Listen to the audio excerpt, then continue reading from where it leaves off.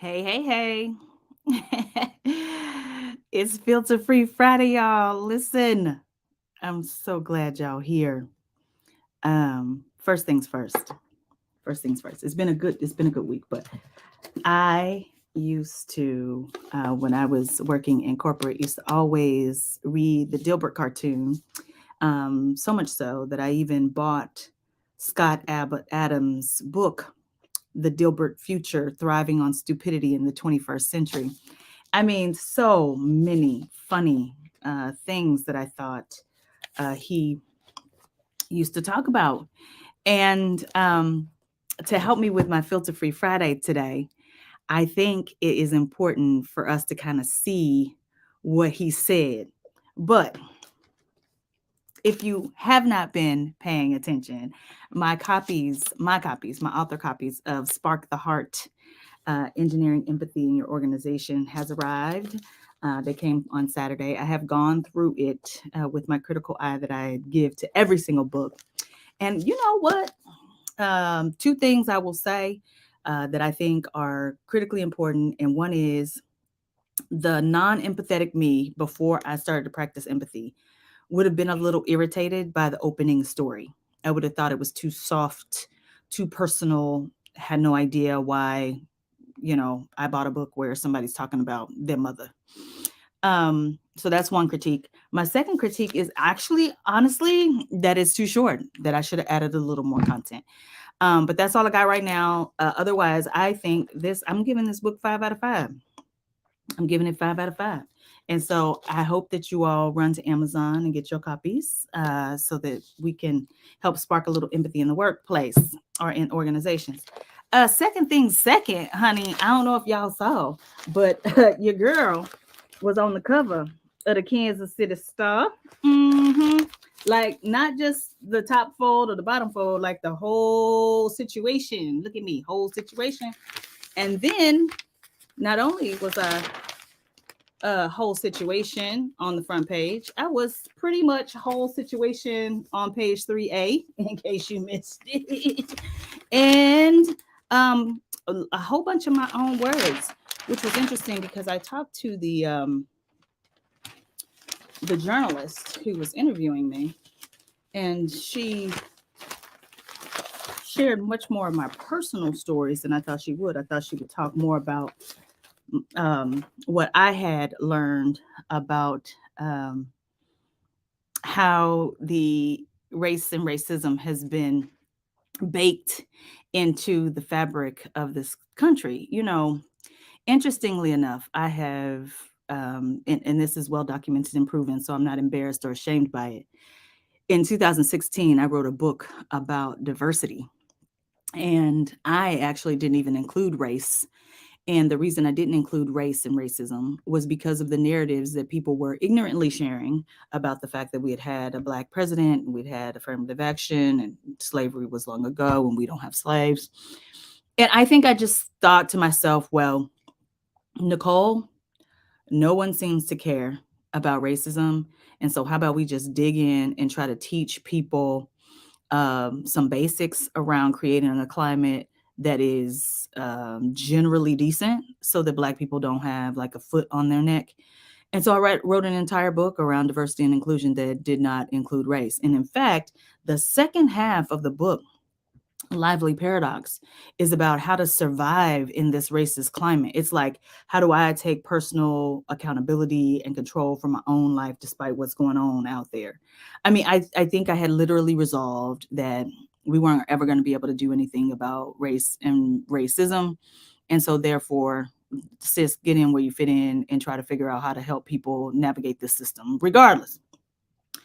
I got to tell you that it wasn't much first of all, my strategy worked. So if you teach anything in the field of diversity and inclusion or race and equity, my strategy is well documented, proven, it's out there, and I expect other people to use it. We are so afraid to acknowledge the history of racial terror in this country that it actually causes people to behave in very ignorant ways. And I mean it in the way that I'm using the term, meaning that people will just shut down and don't even want to know about what happened. I mean, think about the reaction to books like the 1619 Project. And even I Know Why the Caged Bird Sings. This is Maya Angelou telling her own story, and people are resistant to the idea. Um, but the strategy to tell people to set aside their racial identities for the first few sessions, like think about all the other ways in which they're different, so that you can teach concepts like what is prejudice, what is discrimination, what is bias, what is othering, so you can teach those concepts, and people are not like mind blown because you told them that their ancestors might have done something that was harmful, or that their ancestors might have been at the other end of some terrible treatment and like further traumatizing. And then after people kind of understand the idea, then I say, okay, now let's talk race. And I think more people should do that. And one reason is because if the brain is hijacked, people ain't gonna understand what you're saying. No way. That's one. But two, race was created like it wasn't even really a thing before 1681. And so if we gonna define what white is and get rid of this idea of being Welsh and Italian and Irish and French, and just call everybody white, and then somehow perceive that to be better by law. Okay, that's what I think sometimes people miss. We decided that it was going to be better by law, meaning we were going to give people greater privileges if we could say, yes, they're white. And throughout our history here in the United States, we have changed the definition of what it means to be white almost 2 dozen times. One of the most astonishing times that we did it was for Sarah Rector. And if you're not familiar, she was the first little Black billionaire female in the state of Missouri, and millionaire, excuse me. And if, in order for her to be able to move and bank and lend, she had to be white. She could not do so by law being Black. And so they classified her as white in order to be able to make that happen. And so if you don't understand that, then you don't understand that it took us 400 years to create this idea of whiteness. It's probably going to take us some time beyond my lifetime to dismantle this idea of whiteness. And can you get rid of racism if it's sitting on the fallacy of race? And Isabel Wilkerson in her book Caste, I think, did a masterful job of outlining how ridiculous the idea of race is. Some of the lightest people on the globe are not considered white, and some of the darkest people on the globe are not considered Black. It just doesn't even make sense. And then when you start trying to say, okay, well, if a Black person marries a this person, then what color does that make the children? You really start to see that none of this makes sense. And so when you think about all other forms of difference, I am female. You are not trying to, at least I hope, ultimately get to a place where we don't think of ourselves as male and female and then all of the fluidity in between. At least I don't think so. Um, I don't think we're trying to get rid of age. I mean, there are young people and there are old people, and there are differences between how long you've been on the planet. And so, can you can you possibly talk about things that you want to leverage and elevate in the long term and be able to get the benefit out of, while at the same time there's something that was completely made up in a lie and that we're building everything on? I don't think you should talk about those things in the same breath. But interestingly enough, I have not gotten one bit of hate mail, and I was expecting a ton of it, actually. In fact, I was probably expecting a neighbor or two to come over and talk to me about my experiences when I first moved into my neighborhood. I thought somebody might try to um, disagree with what had happened to me, even though I was there. None of those things have happened. But what did happen this week, and why I brought up my interest in Scott Adams and Dilbert, I think we should watch together.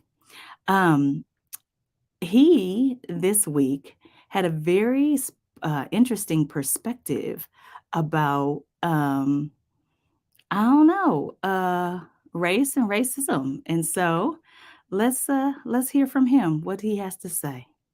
That's a hate group. That's a hate group. And I don't want to have anything to do with them. And I would say, based on the current way things are going, the best advice I would give to white people is to get the hell away from black people. Just get the fuck away.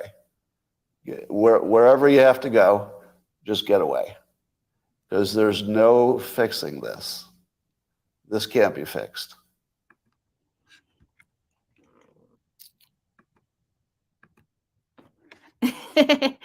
His little diatribe went on for 58 minutes or so, where you got to read some of the comments that people were saying. This is the Dilbert guy. So one of the most common questions I get when people say, "Oh my God, Nicole, I'm so glad that you pivoted to empathy," is, are you empathetic with the savages? Child, this is why I don't wrap my hair up at night. This how I look in the morning, just be all over the place. Let's think about this for a moment. So instead of saying what happened to Scott Adams or what's wrong with him, I would say what happened to Scott Adams. And making that pivot alone is enough to shift you from a non-empathetic stance to an empathetic one. And when I consider white men in his age bracket, there are a couple of things that are true. And one is that there's a certain amount of rage that happens when you lose your identity. So prior to this clip, what I didn't share is that he said, I have identified as Black for so many years, and I have helped Black people for so many years, and there's no benefit to it. And so now I identify as white. Empathy is recognizing that no matter what somebody else thinks, feels, and believes, it makes total sense to them. So you got to try to step into what they're thinking so you can understand it. It doesn't mean that you agree.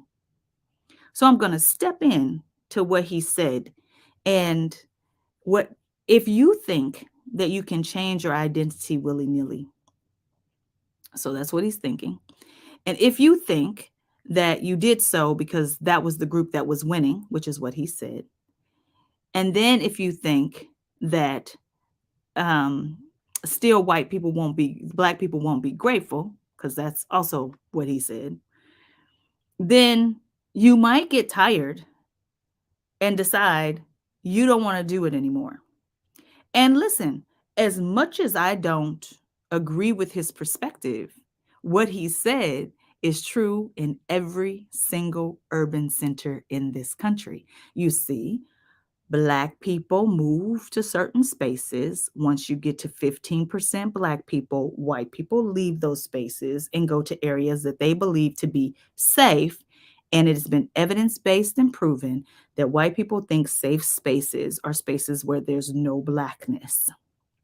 Now, if you think that that makes me hateful, if you think that that makes me non-empathetic, if you think that makes me unintelligible, I would ask you to look at the work of Dr. Ibram Kendi, look at the work of Dr. Claude Anderson, look at the work of Dr. Isabel Wilkerson, look at the work of Dr. Robin DiAngelo, look at the work of Tim Wise, look at any work around the color of law and redlining, and it's all been evidence-based and proven.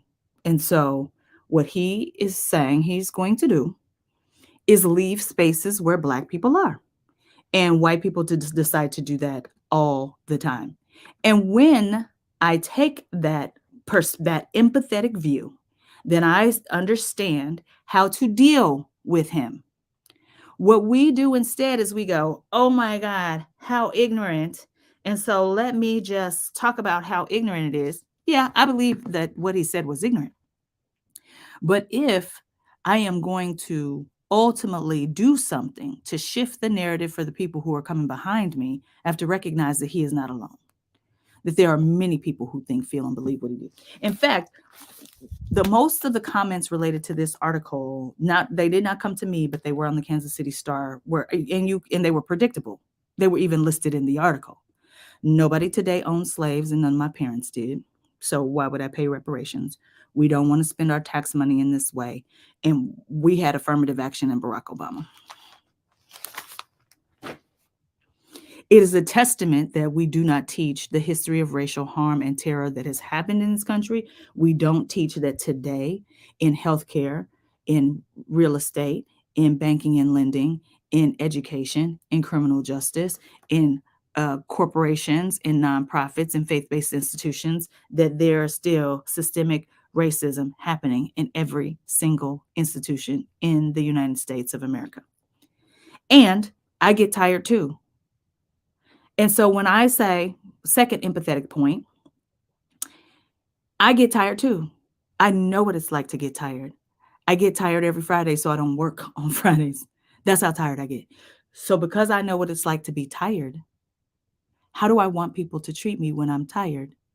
Not to debate me with facts, that's for sure. And so when I think about Scott Adams and the people who are like him, what is incredibly clear to me is that in this moment, because I don't know him, because I have no access to him, it is not helpful to me to even try to change him. What's more important and a better, like radically empathetic, compassionate, empathetic, like actionable, empathetic thing to do is to get the people who are dangerously indifferent, those people hanging out in the middle, to care enough about this, to learn more and do more. That's 70% of the people in this country. The people who ain't doing nothing, who are just head in the sand, like, do my curtains match my countertops kind of people. And so, if I leave you with anything, it is empathy is not agreeing, savage or not. Empathy is taking the time to understand where someone is, what happened to them, what emotions are they feeling, so that you can make the next right decision. Period. And the next right decision, my love, my next right decision is to do everything I can, Delia, to be radically empathetic, to mobilize those people in the middle. And I hope that many of you will join me. It's Filter Free Friday, y'all. We got work to do.